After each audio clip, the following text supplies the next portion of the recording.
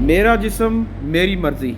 कल की तैयारियां हो रही हैं और कल 8 मार्च 2024 है।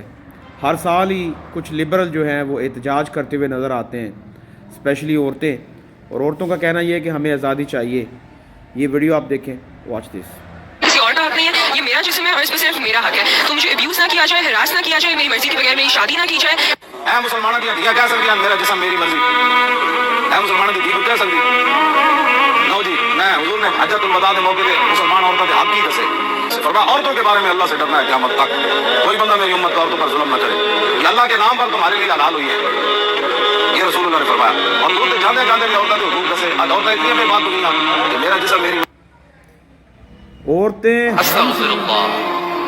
आप देखें कि इहराम में नज़र आती हैं, तो ये क़यामत की निशानियां नहीं तो और ये क्या है।